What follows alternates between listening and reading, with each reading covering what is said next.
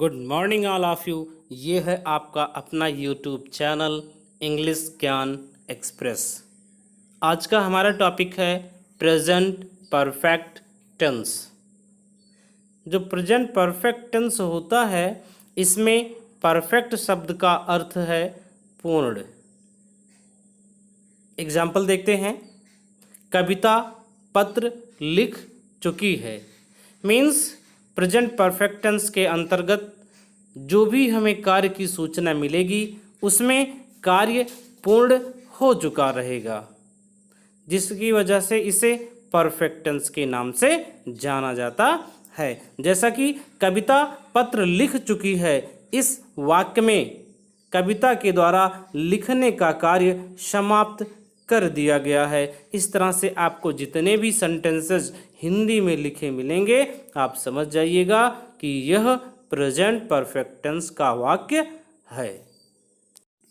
Present perfect tense की पहचान। आप लोग ध्यान दीजिएगा कि जब भी कोई सेंटेंस मिले तो हमें सबसे पहले पहचान कर लेना चाहिए कि वह सेंटेंस किस टेंस का है। तो आइए पहचान देखते हैं।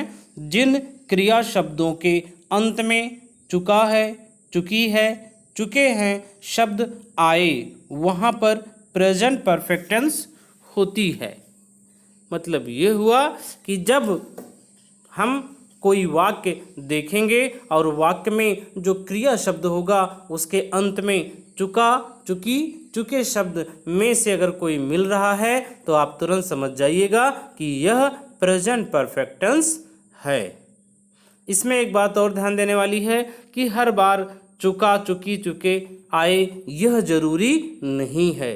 उसमें जैसे आया है, आई है, आए हैं, इस तरह से भी शब्द हो सकते हैं।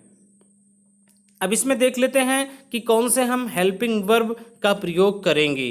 तो प्रेजेंट परफेक्ट टेंस में दो हेल्पिंग वर्ब का प्रयोग होता है, एक हैज़ और दूसरा है हैव। और इसमें V3 अर्थात थर्ड फॉर्म का, वर्ब के थर्ड फॉर्म का प्रयोग करते हैं। Simple sentence. जैसा कि आप लोग जानते हैं हर टेंस के 4 सेंटेंस होते हैं। तो सबसे पहला हम सिंपल सेंटेंस देखेंगे। जो सिंपल सेंटेंस होगा इसका स्ट्रक्चर इस प्रकार होगा: subject plus helping verb plus object oblique other words. Other words में कॉम्प्लीमेंट्स आते हैं, आप लोग ध्यान रखिएगा। एग्जाम्पल के माध्यम से समझते हैं।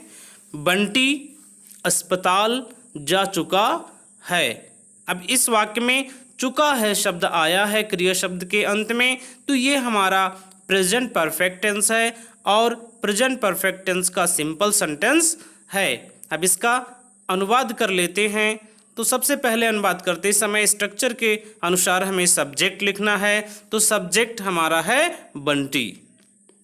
अब सब्जेक्ट यानी कि बंटी के अनुसार ही हमें हेल्पिंग वर्ब का प्रयोग करना होगा। क्योंकि बंटी सिंगुलर सब्जेक्ट है इसलिए सिंगुलर हेल्पिंग वर्ब का भी प्रयोग किया जाएगा।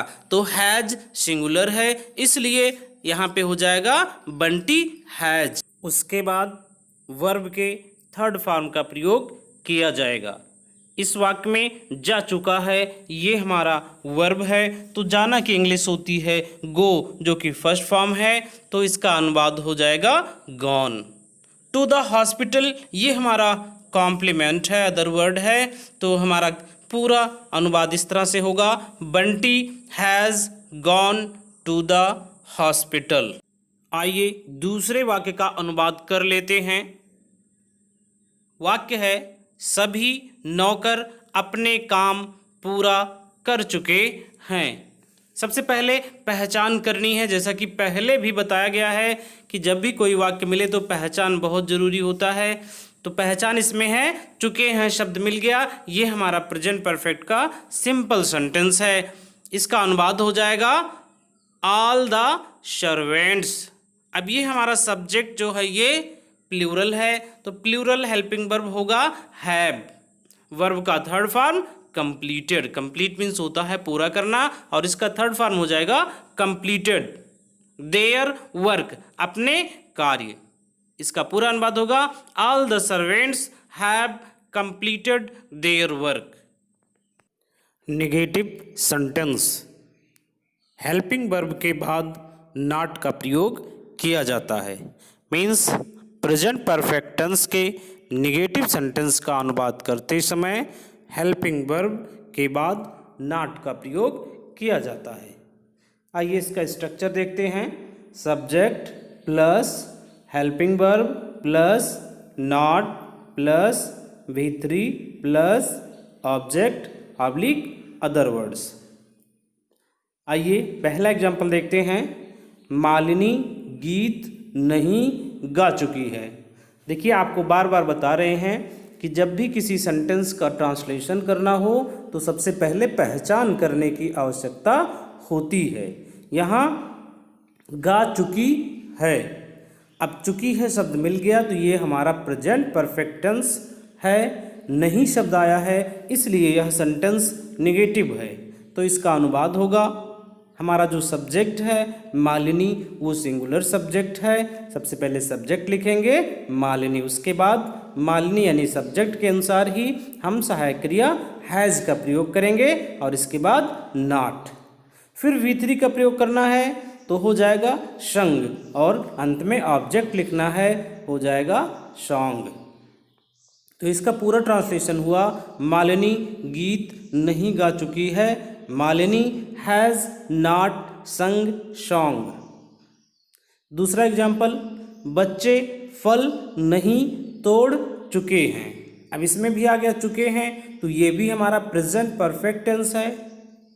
अब इसका सब्जेक्ट देखते हैं, सब्जेक्ट है बच्चे, ये प्लूरल है तो हम सबसे पहले सब्जेक्ट लिख देंगे चिल्ड्रेन, उसके बाद में चिल्ड्रेन के अनुसार ही सहायक क्रिया हैव और हैव के बाद लगाना है आप लोगों को नॉट। फिर V3 प्रयोग करना है, तोड़ना, तोड़ना प्लग होता है और V3 हो जाएगा प्लग्ड। और अंत में ऑब्जेक्ट, ऑब्जेक्ट है हमारा फल, उसकी इंग्लिश होगी फ्रूट्स। इसका पूरा अनुवाद होगा children have not plugged fruits. Interrogative sentence, ये दो प्रकार के होते हैं। एक होता है किसी प्रश्नसूचक शब्द से शुरू होने वाला वाक्य और वो दूसरा होता है जिसमें प्रश्नसूचक शब्द वाक्य के बीच में आया रहता है। तो ऐसे ही दो प्रकार के जो सेंटेंस होते हैं उनके लिए दो स्ट्रक्चर है।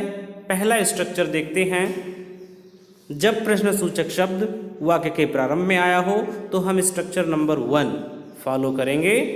स्ट्रक्चर देखते हैं, helping verb plus subject plus V3 plus object plus question mark. दूसरा स्ट्रक्चर है हमारा क्वेश्चन वर्ड, यानी कि जब प्रश्नसूचक शब्द वाक्य के बीच में आएगा तो सबसे पहले हम क्वेश्चन वर्ड लिखेंगे plus helping verb plus subject plus V3 plus object plus question mark. आइए पहला एग्जांपल देखते हैं, क्या बिल्ली चूहों को खा चुकी है। अब यहाँ पर भी पहचान करना जरूरी है, ये तो इंट्रोगेटिव सेंटेंस है।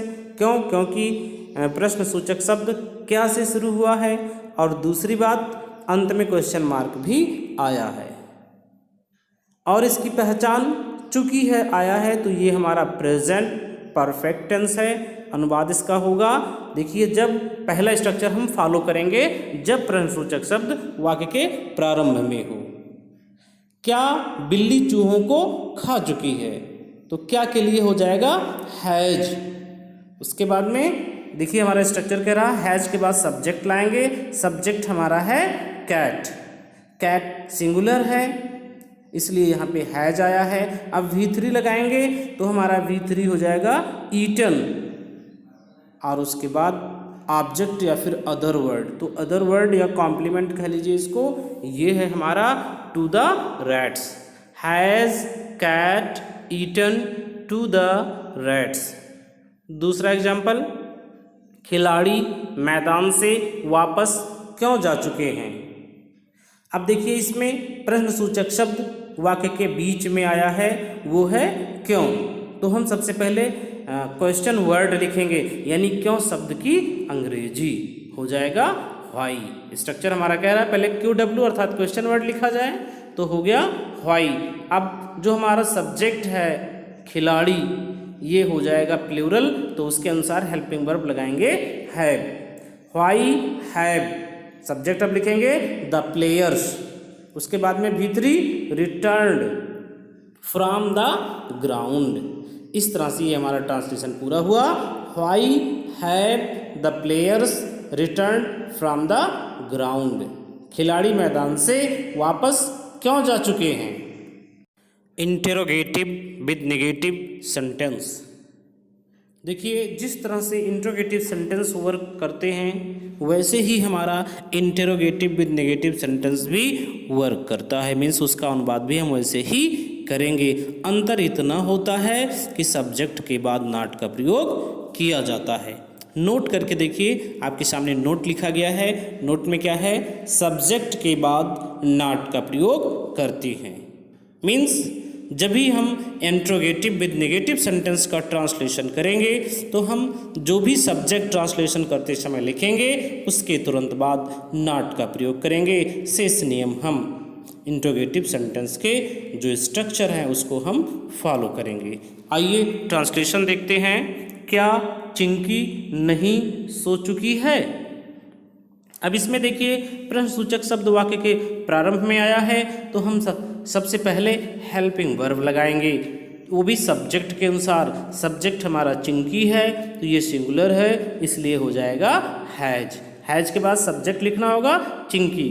उसके बाद देखिए नोट के अनुसार सब्जेक्ट के बाद नॉट लगाते हैं तो चिंकी के बाद नॉट लग जाएगा, हैज चिंकी नॉट। उसके बाद में V3 slept, has Chinki not slept. इसमें कोई ऑब्जेक्ट नहीं है इसलिए यहीं पे ये सेंटेंस पूरा होता है। दूसरा एग्जाम्पल देखते हैं, ट्रेन अभी क्यों नहीं आई है।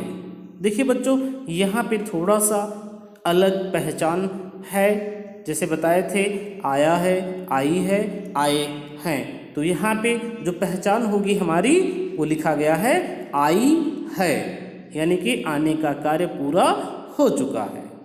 अब इसका ट्रांसलेशन होगा, ये है हमारा इंट्रोगेटिव विद नेगेटिव सेंटेंस और इसमें प्रश्नसूचक शब्द वाक्य के बीच में आया है तो सबसे पहले हम उसकी इंग्लिश लिखेंगे व्हाई।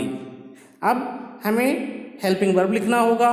ट्रेन सिंगुलर है इसलिए हेल्पिंग वर्ब हमारा हो जाएगा हैज। इसके बाद subject train, why has train. Subject के बाद नॉट लगाना है, यहाँ हो जाएगा नॉट और V3 कम। इस तरह से ये टेंस हमारा पूरा होता है। इसका ट्रांसलेशन हो गया, why has train not come. आपको जो भी प्रॉब्लम होती है व्हाट्सएप करके आप पूछ सकते